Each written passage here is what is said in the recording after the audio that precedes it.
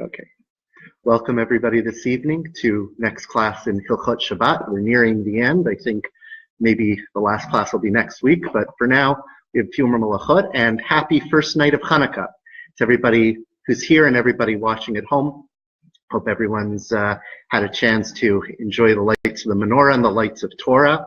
And that's what we're doing here this evening, is we're increasing the light of Torah by teaching Torah. So thank you for everybody for coming out and for watching. Again, if you have any questions, please ask them. And if you're watching at home, you could type them in. And if you're watching this not live, you could also type in questions, and I'll try to get to them this week, and I could type in an answer. So we could be interactive that way. All right, so last week we picked the two Melachot of Tochen, grinding, and Hotza'ah, carrying, which is really carrying from one domain to the other. So I think we took Tochen first, grinding, so we'll talk about that. We'll talk about grinding on Shabbat. So first of all, it's grinding in the Mishkan. It was done because you would have the simanim, you would have what was used for the dyes at the Mishkan, the different plants and whatnot, and you would have to crush those. You'd have to grind them up. Grind up those leaves and grind up those kernels in order to make powder for the dye. So that's how grounding was done. There's some say the way grounding was done was to make it for the lechem hapanim, for the showbreads. Either way, that's where grounding was done in the Mishkan. But grinding isn't really only grinding. It's breaking down any item into smaller parts. So you could do this by grinding. Grinding is definitely a way to do that, but it's also accomplished by cutting things into small parts, crushing, mashing, grating, shredding. All of these activities would be under the category of grinding. In fact, we say that if you have hardened mud on your shoe or on your clothing, if you would brush that hardened mud off so that it would collapse into little particles, that's actually called grinding. That's something you're not allowed to do. You're not allowed to remove hardened mud so it'll collapse into particles. It's grinding. You're not really grinding anything, but again, the breakdown of items into smaller parts. So there are a few examples that are given in the Gemara about this. First example, I think this is in order, but it's definitely there, is something that's called paris silka, which is Aramaic. Silka is a leek. At least that's how I was always taught that word. And paris, it means to cut down a leek into small pieces. That is grinding. If you cut a leek into small pieces, and of course that would be the case with all sorts of vegetables. Now, how small is small? So I saw Rav Pesach Falk in his book on Hilchot Shabbat says that anything that is less than 5 millimeters. I don't know where he got 5 millimeters from, but he says anything less than 5 millimeters. Okay. Again, don't know why that measure is exact, but that's what it is. So you can't cut a vegetable or grind anything to less than 5 millimeters. Okay. Says that's what Rav Falk says. If it's something larger than 5 millimeters, yeah. 5 millimeters is the minimum for when it's considered grinding. Yeah. So Rav Moshe Feinstein says, what if instead of cutting vegetables very small, I slice them? Like you could imagine this sort of when you're peeling a carrot, you slice it very long. So it's very, very thin, but it's very long. So Rav Moshe Feinstein says that's not in the category of grinding. That would be allowed. Their poskim, the Orchos Shabbos, takes issue with that. But it would seem that's the debate with that, and I think there's a side both ways. See in a minute. The other Gemara I think of when it comes to grinding is salis silta, which is Aramaic for cutting wood into very, very fine pieces to use it as kindling. Rambam brings down if you make sawdust on Shabbos, sawdust would be a prohibition. You cannot make on Shabbat. Also filing metal so that you have little pieces of metal come down. That's also tochen. That's also grinding. That's making those little pieces. What we see here, of course, is the idea that when it comes to grinding, it doesn't only have to be for food. It could be for something inedible, like wood. Another case in the Gemara brings down is if you cut reeds of palm branches very, very, very thin so that you're going to weave it into a basket.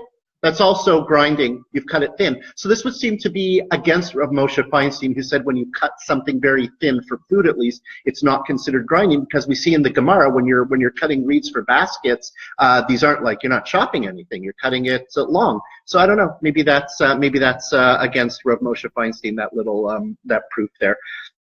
Another case the Gemara brings is, this is actually from the Talmud Yerushalmi, if you take pottery that's already made, and you crush the pottery, so that apparently you could do this in such a way or with some materials that if you would mix the crushed pottery again, that's now a powder, you'd mix it with water, you could make more pottery. So that's also grinding, crushing it down into a powder. And then there's the bizarre case that's brought down in Masechet Beitza of if somebody stabs a knife into soil such that it creates particles from the soil by loosening it, that's also considered grinding. So again, you're actually not doing anything to the soil, you're doing it to the surrounding. Yes?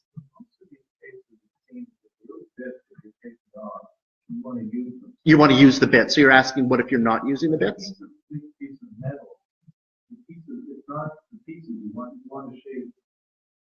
That's a very good point. So it would seem that you're also using the shaped pieces of metal. In the Rambam's case of shaped metal, that's a very good point. In fact, I think that's the case. I forget what we say that metal is usable for, but it is usable. And I'll tell you why I think that's what the Rambam means, because the commentaries say when the Rambam's talking about shredding wood, it's specifically, he says, shredding wood for the purposes of making kindling, like sawdust for kindling, of using the sawdust. So it seems that you have to be using whatever you're cutting. The mud off the boot, you're not using anything. No, so you're right. It would seem, yeah. I mean, it would be rabbinical, to be fair. So it may be the rabbinical prohibition is making any sort of particles, and the Torah prohibition is using the particles as well. And indeed, we see in the Mishkan they use the particles. That, yeah. But this brings another point, which is interesting. The Shulchan Aruch says, bafflingly so, you're allowed to take cooked and roasted meat and cut your cooked and roasted meat into small particles. How could this be? We just said that you're not allowed to cut into small particles. Why am I allowed to do this? So the Mishnah Berurah explains, quoting the Trumas Hadeshen, he says that the Shulchan Aruch is of the opinion, guess what? Tochen, grinding, doesn't apply to anything that doesn't grow from the ground. Since meat doesn't grow from the ground, there's no prohibition to grind. So you're allowed to cut them into very, very fine pieces. So that would explain why mud is a problem, but anything doesn't come from the ground. So this would include fish, no grinding problem with fish, with poultry, with meat, with eggs, and with cheese. The Ramah says that you're not allowed to grate cheese, and that's peculiar because you should be allowed to grate cheese. It doesn't grow from the ground. What's the problem? So the Mishnah Berurah says what the Ramah really means is you're not allowed to grate cheese with a cheese grater, because that's what we call a kli miyuchad. It's a designated apparatus that's designed for the purpose of grating, and that's too much to allow on Shabbat. You can't allow a designated apparatus for grinding. In other words, you could shred cheese with a knife or with your fingers. You could break it into small pieces, but not with an actual cheese grater. It's uvda dechol, says the Mishnah Berurah. It resembles an activity you do during the week. But grating cheese doesn't grow from the ground. It's okay. Something else that's peculiar. Okay, so we know if it doesn't grow from the ground, I could grind it. But then there's another Ramah that's difficult, because the Ramah says if I have bread, I'm allowed to break the bread into particles, and that's not a problem on Shabbat. But bread grows from the ground. He also says that, and this is easier to understand, that if I have sugar, it's not sugar, salt, he says, I should be very careful, that has accumulated moisture so that it's in clumps, you could break down those clumps so that it becomes grains again of salt. So this is strange. I mean, the Ramah, I understand if it grows from the ground, but if it grows from the ground, it's a problem. So the Chazon Ish explains this Ramah as follows. He says, whenever we're dealing with something that first existed as particles, and through human effort or through chance, like humidity, those particles come together, that's not considered grinding to separate those particles. All you're doing is undoing something. Grinding is when you have a solid object and you're making that solid object into small pieces. But if you had small pieces that you brought together and now you're bringing them apart, that's like doing a puzzle. That's not that's not grinding per se. And that explains why we're allowed to undo clumps of oatmeal or clumps of sugar or clumps of salt, and why we're allowed to tear apart bread in very, very fine pieces. And of course, this would extend to cookies, to cake, to crackers, to rice, and all these things that are first distinct pieces and then together. The Shmir Shabbos Kilchasa extends this actually to synthetic medicines, which are all of our medicines nowadays. If you would break them into a powder, so you could mix them in a drink for somebody, or it's just easier for them to take powder, because since the materials in the factory, they existed once upon a time as particles, and they're just synthesized together in a laboratory setting, therefore returning them to their powder state would be permitted on Shabbat. This is what the Shmir Shabbat Kilchata says. And there's an interesting discussion regarding chocolate. If you think about a chocolate bar, the chocolate it originated from cocoa beans, and therefore it was a particle, that it was made into a particle and a human being put it together, and now it's a chocolate bar. So based on this, Rav Shlomo Zalman Auerbach, Shmir Shabbat Kilchasa, says, yeah, you could break chocolate bars into little pieces. But the new Sefer, when I say new, it's 15 years old now, but it's new compared to all the others. The Orchos Shabbos says, no, chocolate you can't break into pieces. Why not? It was once upon a time powder that you just put together. He says, because now that it's in a chocolate bar form, it's totally unidentifiable that once upon a time it was little pieces. I assume he'd say the same about medicine, making it into a powder. It's completely synthesized. It's completely integrated. You can't tell that it was ever a powder. You can't tell it was ever separate particles. So the Shmir Shabbos Kilchasa disagrees with this. He says, no, it's not a problem. You could break it. And I assume their debate would also extend to hard candy like lollipops or something, because it's in the factory, it's corn syrup or granulated sugar, likely corn syrup. But at the end of the day, corn syrup also, it was a powder at one time. It was particles, and you're putting it together. But again, it's totally integrated. You can't tell that once upon a time it was particles. So I'd assume that the Orchos Shabbos would have a problem with it. And once again, Rav Shlomo Zalman Auerbach and the Shmir Shabbos Kilchasa would not have a problem with breaking it down.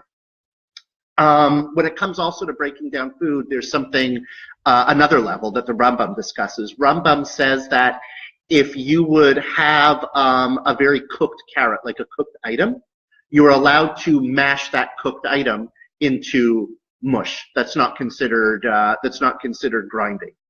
The Chazon Ish explains, why am I allowed to do this? He says, because you're taking something soft and you're making it into something soft. What you're doing isn't really an improvement. You're not really changing the material. You're taking soft and you're making something into something soft. Based on this, we know that how cooked does the item have to be for me to do this? It has to be cooked enough that it's soft. Rav Shlomo Zalman Auerbach says, wait a minute, based on that, if that's the explanation of the Rambam, that it's just taking something soft and making it soft, what should arise is, who says the item has to be cooked? Maybe any item that's soft to begin with, I could mush and make softer. And he brings the example of overripe fruit. Not just any ordinary fruit, overripe fruit, in particular an overripe banana. And he says, if the banana is so ripe, such that you take the banana on one end, you hold it, and it collapses. That means the banana is at least as soft as a cooked vegetable, and you could mush that banana. Not a problem. Rav Moshe Feinstein says, wait a minute, if we could take a cooked vegetable and mush it, and that means we could take an overripe banana and mush it, perhaps any banana you should be able to mush, because any banana is soft. Soft being defined as something pliable. Rav Moshe is very clear. It says it has to be pliable, and it has to be such that when you mush it, it turns into a liquid that holds its own shape. Okay, when I say liquid, it means like a solid mass that holds its own shape, Rav Moshe says. So if we see the Rambam says you could cook a vegetable, why not? Any soft fruit, says Rav Moshe, and he says even a normally ripe banana doesn't have to be overripe. You could mush that, and that is not a concern. So that's their take on mushing vegetables, and it would have ramifications for everything else. Sorry? Eggs. So we already said that eggs aren't a problem because they don't grow from the ground. So you're allowed to mash those without even it being soft. That's not a problem. All right. So that's the case with that when it comes to mashing those materials. So there's another qualification here when it comes to grinding, and that is the Gemara says you are allowed to take peppercorns on Shabbat, and you are allowed to mash the peppercorns with the handle of a knife. because by doing so, it's a shinui, it's a differentiated action, which for some reason is allowed when it comes to grinding, doing it in a differentiated action, a shinui. The Vilna Gaon and the Taz chime in and they say, wait a minute, we know that when you do a shinui usually, that doesn't mean that what you're doing is permitted. It just means what you're doing is only a rabbinic prohibition. So how could we say here all of a sudden, poof, it's permitted? So he says, must be shinui with the back of the knife isn't enough. You need another shinui on top of that, and that is whatever surface you're crushing on has to be a different surface that's abnormal from the surface you usually crush on. For instance, when it comes to a mortar and pestle, the Gemara says you flip over the bowl. I think that's the mortar part. You flip over the bowl and you crush it on the back of the bowl. It's abnormal. So the Taz and the Gra, they say that if you want to be able, you're allowed to crush and you're allowed to grind with a shinui, with a differentiation, but the tool has to be different, like the back of a knife, and the surface has to be different. So the Chazon Ish says the only way that the instrument could be different is if it's the back of a knife. Nothing else cuts it. Rav Shlomo Zalman Auerbach, Rav Moshe say, no, you don't have to be so strict. Even if you do it with the non-tooth part of a fork, like the spoon part of the fork, you do it with the spoon part of the fork, that's enough of a differentiation. Like I said, the Chazon Ish doesn't like that. He likes just using the back of the knife all the time. This brings up questions about some of the instruments we use to grind with. Is it considered a differentiation or not? So, for instance, sometimes you have these knives that you use to slice apples. It's basically a bunch of blades together. You punch it down. If you're not using an apple, you're just using it, to see it usually makes a click sound. You punch it down, and then you get apple slices. So that the poskim, the book, say that that's a problem because it's not different than a normal tool you would use. Interestingly, though, the Shmir Shabbos Kilchasa says that if you're using egg slicers, the ones that don't come down on springs, basically the egg slicer, all it is blades that are stationary, and you push the egg down so the egg gets sliced. So he says that's not a problem because all it is at the end of the day are a bunch of knives together. So that's not like a tool that's designated for the purpose of grinding or for purpose of cutting something small. It's just knives, and you're allowed to use a knife. That's what he says if it's a standard knife. Mishnah Berurah is not sure about a cleaver. If you use a cleaver for very, very fine cutting, he says it's abnormal because you don't use a cleaver for chopping vegetables. They usually only use it for meat, but he says he's not sure if that's enough of a distinction there. So that's shinui. There's another room for permissibility when it comes to tochen. It's the Ramah says if you are grinding something and immediately going to eat it. So let's say I'm cutting cucumbers and tomatoes for an Israeli salad, very, very fine, less than 5 millimeters, very, very fine, but I'm going to eat it right away. The Ramah says it isn't a problem. Why isn't it a problem? How does that make sense? So the Rashba explains the reason why it's not a problem is because it's considered the beginning of your digestive process. You're just doing what your teeth do anyway. It's the beginning of eating. You're not cutting little cucumbers, little tomatoes. You're eating. You're beginning your food. You're beginning your eating. So that's why it's allowed. Mishnah Berurah says, a lot of people disagree with the Ramah. Don't rely on this and don't cut things in small pieces even right before you eat. If you do, it's not the end of the world, but it's something one should avoid. That's pretty much everything there is to say about tochen. Oh, there's the rabbinic. There's some rabbinic restrictions. So in some cases, we're afraid that somebody is going to run to their mortar and pestle and start grinding vegetables and start grinding things. So there are a number of restrictions the rabbis enacted to make sure that doesn't happen. One of them is, we don't really have it so much nowadays, if you're feeding your pet and before Shabbat you bring in a lot of hay and a lot of grass to feed your pet, we'll say it's grass, on Shabbat you could only give your pet in one trip enough that fits on your fingertips, because if you take more, we're afraid you're going to go to your mortar and pestle and start crushing it and grinding it. So we say that each time you go feed, just do what fits in your fingertips until your animal is satisfied. So that's one time. Another case of feeding animals on Shabbat, Rambam says you are not allowed to feed them you're not allowed to grind grain on Shabbat for your animal. You are allowed to grind meat and carobs for your animal on Shabbat. And the question is, of course, what's the difference? Why can't I grind grain, but I could grind meat and carobs? So Yigal Tal has an interesting explanation. He says that it's because normally animals can't process grain or eat them at all before you crush it.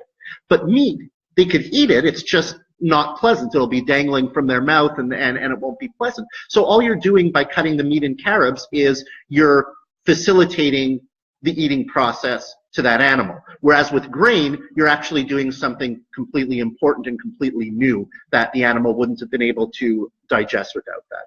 And finally, maybe the most famous Tochen Gzera when it comes to grinding is taking medicine. The rabbis prohibited, unless you're sick such that you're bedridden, the rabbis prohibited taking medicine on Shabbat because, and we have this even here, not more than 60 years ago, you'd go to the apothecary, to the pharmacy, and they would prepare your medicine using plants and herbs and spices, and they'd be grinding them in their mortar and pestle.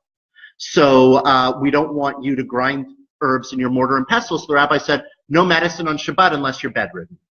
All right. Now, what's interesting about this is how far we extend this. We extend this not only to medication you're not allowed to do, but for any medical process, by which I mean if you would, on Shabbat, get a massage that you actually need for physical therapy, not for enjoyment, that is considered, or acupuncture, something like that, that is actually considered part of a healing procedure that the rabbis restricted on Shabbat because it's part of medicine.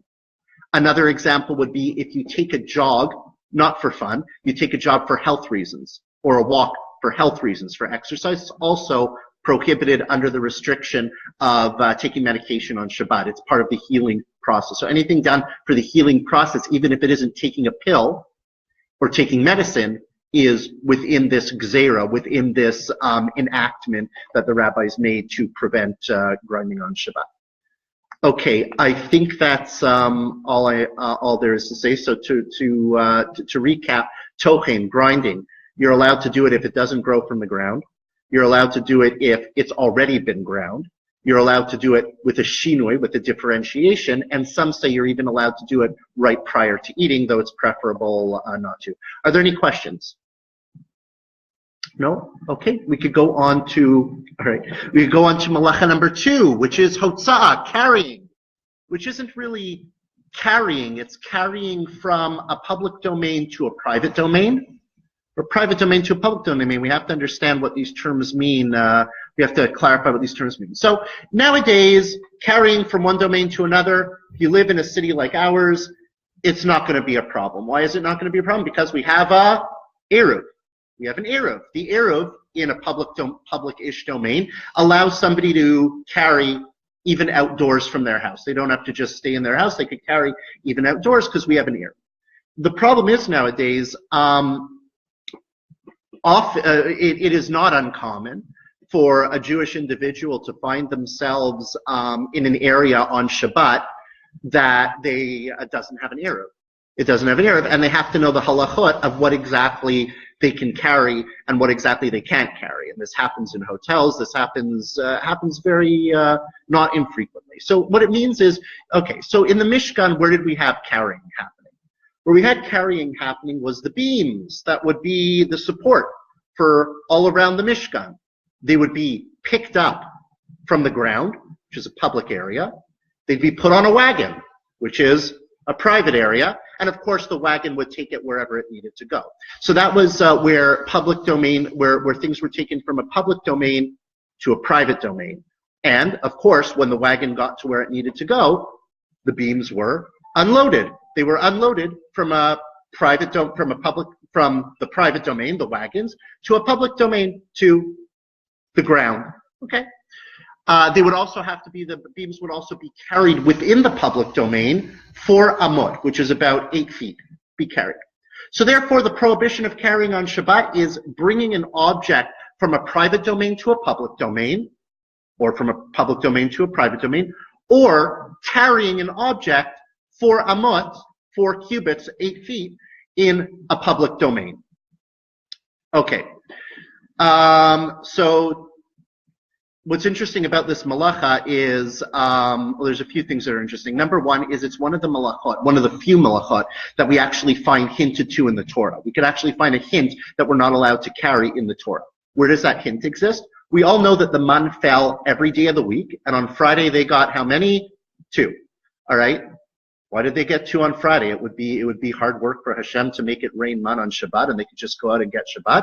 No, but the Torah says that on Shabbat you shall not move from your residence on Shabbat to collect the man. We see from here that there's apparently a problem with going out of your house, taking man from the public area and bringing it back to your tent to a private area. So that's one of the places in the Torah that we find that carrying is not allowed. Another place is when it came to giving presents to the Mishkan. Moshe, when the presents were enough, warns the people, stop bringing all of your presents. And he warns them on Shabbat to stop bringing all their presents. We see from here, the commentators say, it's actually a Gemara in Shabbat says that Moshe was concerned people would be carrying on Shabbat, bringing presents to the Mishkan, and carrying on Shabbat, bringing presents to the Mishkan is not allowed. So it's another hint in the Torah. We see that carrying is not allowed. Okay. Now we could define these areas. So we said that carrying from a public domain to a private domain isn't allowed. What is a public domain? What is this public domain that's not allowed? And you're going to see from the definition, there are very few areas that meet the Torah definition of a public domain. So public domain, in the Gemara, we see 2 things about it. Number one, it's a function of size. It's a function of population. It's a function of size. A public domain has to be 16 amot cubits wide, about 32 feet wide. Where does the number 16 come from? So the Gemara proves that the wagons, remember the wagons in the Mishkan that would have all of the beams and that would be considered in public domain and private domain, that when all of them were lined up together, they would be 16 amot wide. So we see that a public domain of all the beams here is defined as 16 amot wide. So it has to be a 16 amot wide area to be classified as a public domain. That's one thing.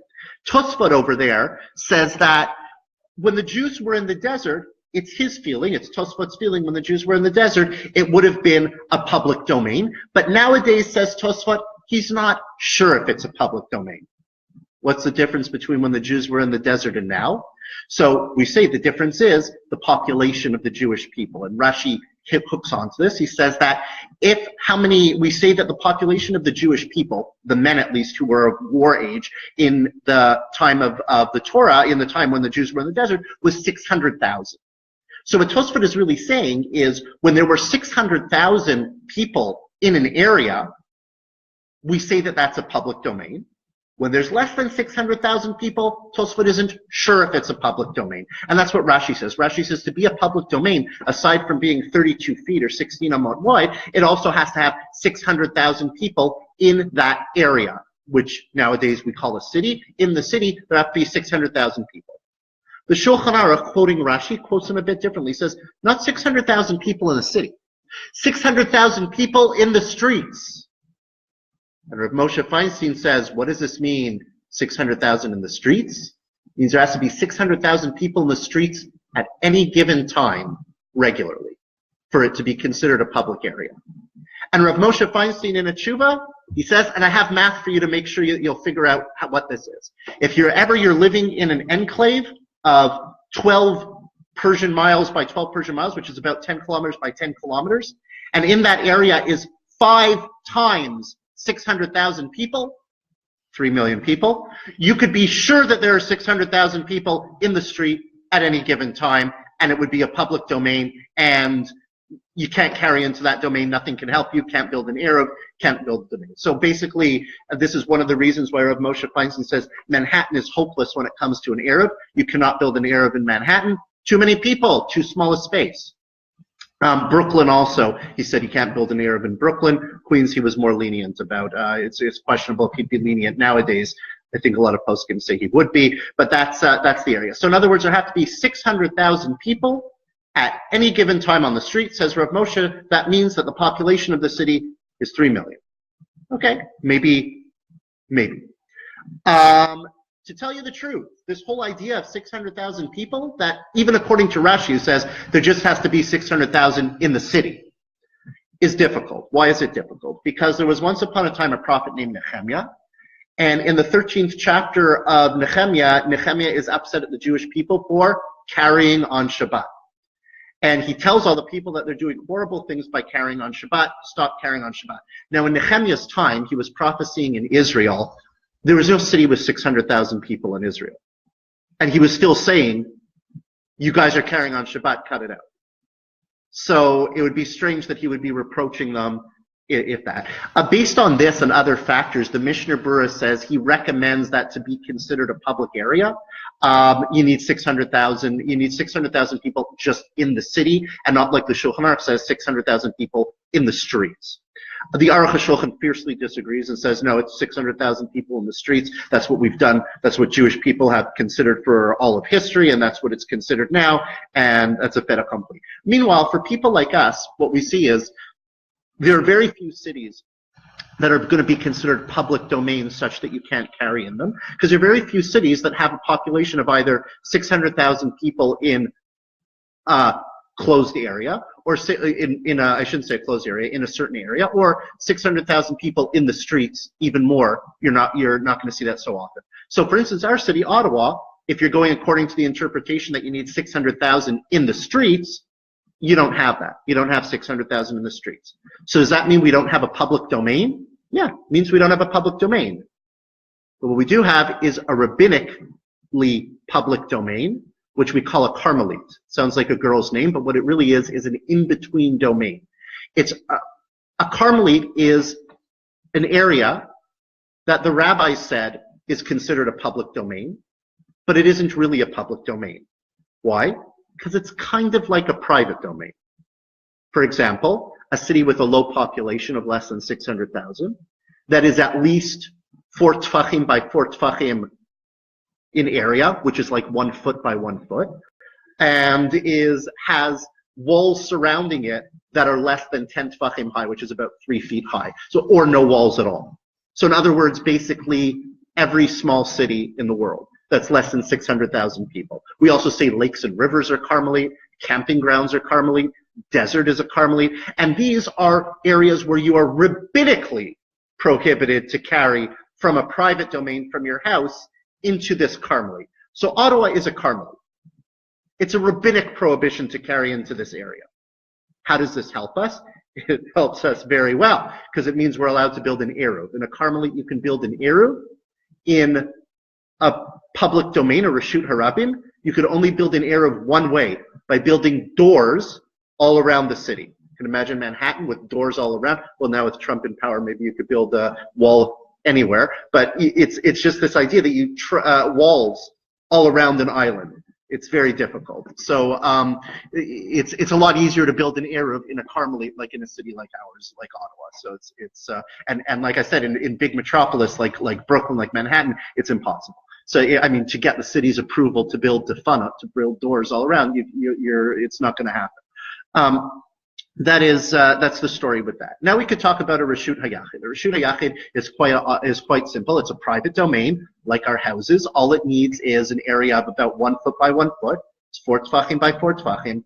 Walls that are at least 3 feet high, 10 tfachim high, and you're good to go. That's your private area.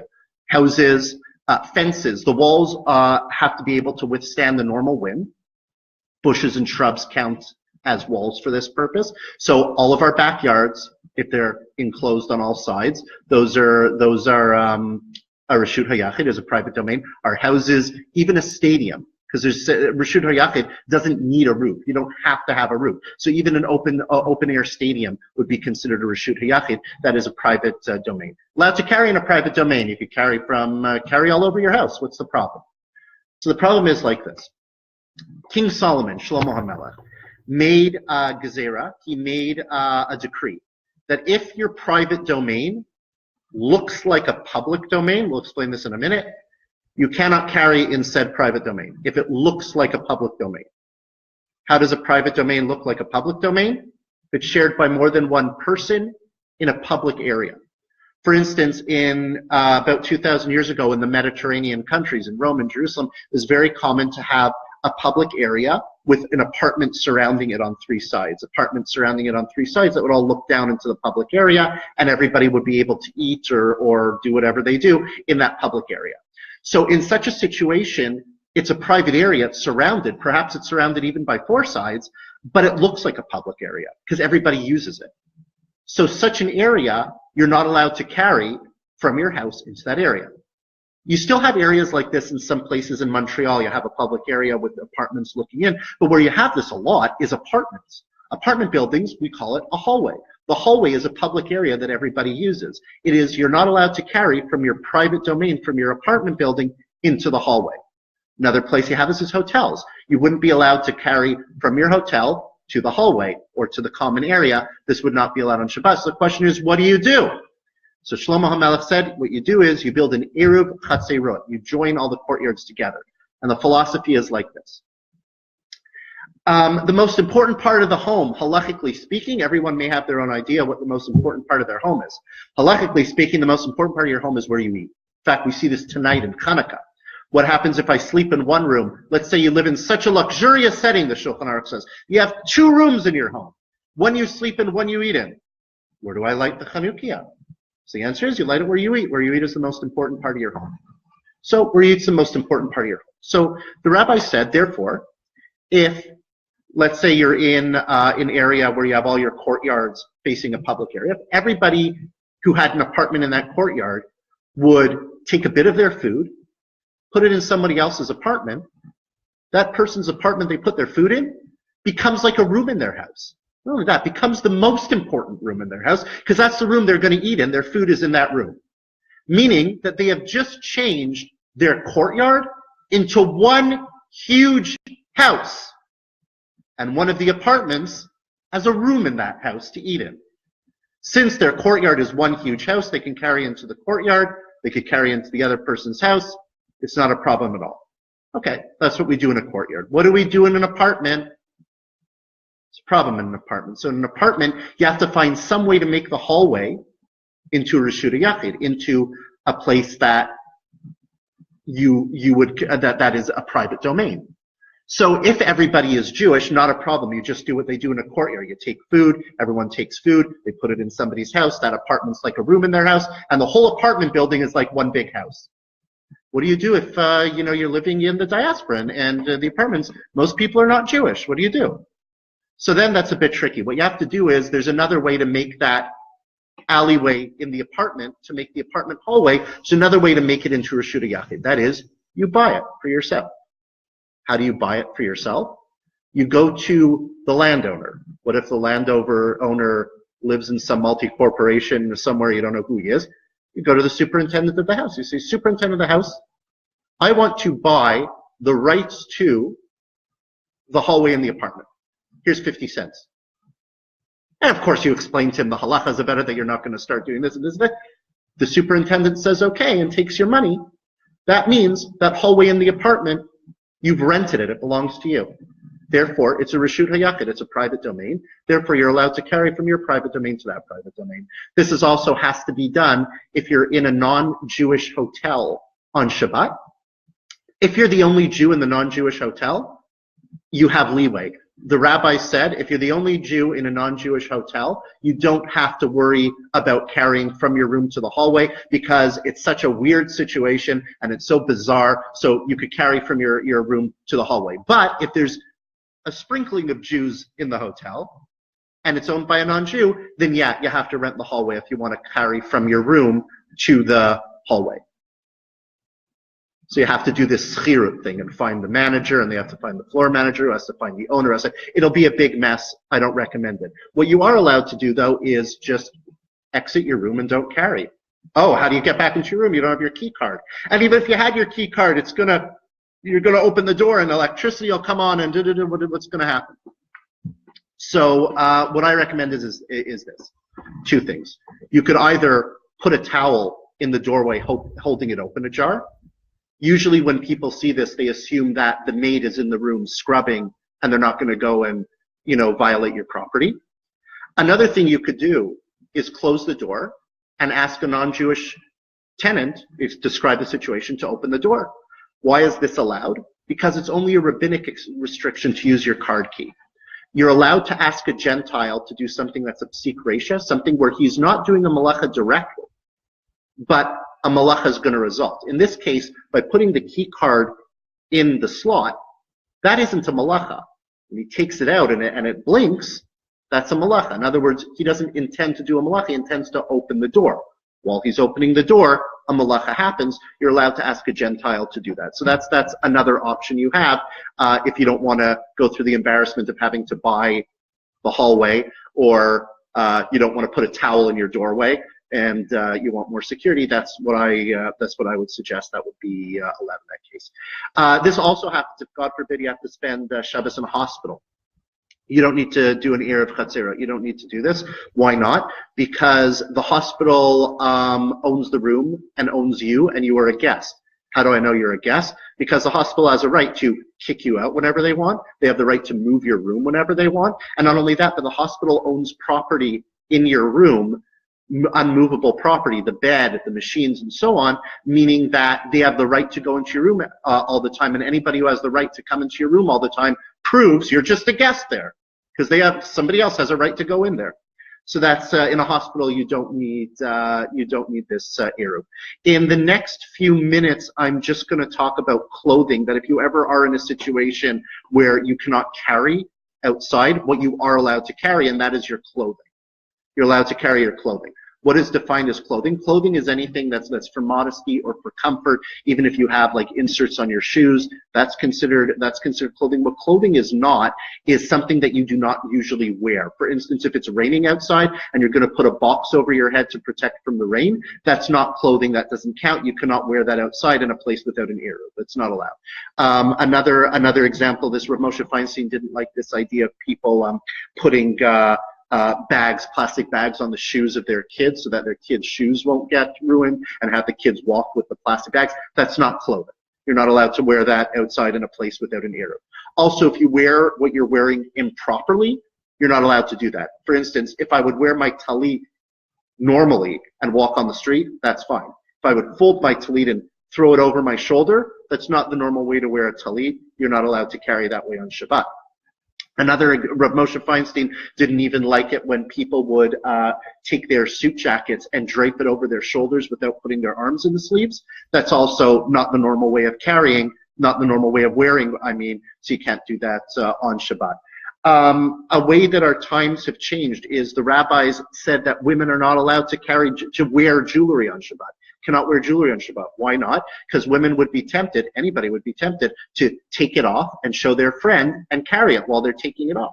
So therefore, women can't wear jewelry. Mishnah Berurah says that was then, this is now. Back then they couldn't wear jewelry because women would stay in the house all week and they'd be tempted to take their jewelry off. Nowadays, women go out during the week, they show their friends what they want to show them, and it's not a big deal. But if you want to really do the right thing, women shouldn't wear jewelry in a place without an eruv. Fine, that's jewelry. What about a wristwatch? Rav Moshe Feinstein says, well, if a wristwatch is ornamental, it's the same as jewelry. So yeah, ideally you shouldn't wear it, but if you do, it's not a big deal. If you're not wearing it for ornamental reasons, just for functional reasons, it's hard to say it's clothing. It's not real clothing. It's a watch, it has a function. But Rav Moshe says he can't find a reason to really outlaw it straight. He says, technically, you shouldn't. It's preferable not to wear it. So that is about Hotza'ah. That's this week with, obviously more than what I've said. There's yet to learn about this subject, but that's Hotza'ah and Tochen. So let me see the different Melachot we will do next week. The first one is, I was waiting for this one, Shochet, slaughtering. That isn't going to take that much time, so we will also be doing Zorea. Have we not done this one? I don't know. I have to see. Zorea, just planting. Yeah, I'm pretty sure we did plant. Maybe not. Yeah, planting, and then if it lasts for 3 days, yeah, I'm pretty sure we did planting. I'll double check with that. Oh, and then we have Zora, which sounds like Zorea, but isn't, and has a lot. There's not much to talk about on that one. And also this one, Me'abed, which there's very little to talk about also, which is tanning. So Zorea I'm going to look for. I'm pretty sure we've done it though. So we have Shochet, we have Zora, Shochet, which is slaughtering, Zora, which is winnowing, and Me'abed, which is tanning. And that should take up the time for next time. And like I said, I'll look at Zorea and see what's what with that. Everybody watching here and at home, Thank you for coming, and I hope to see everybody next week. Thank you.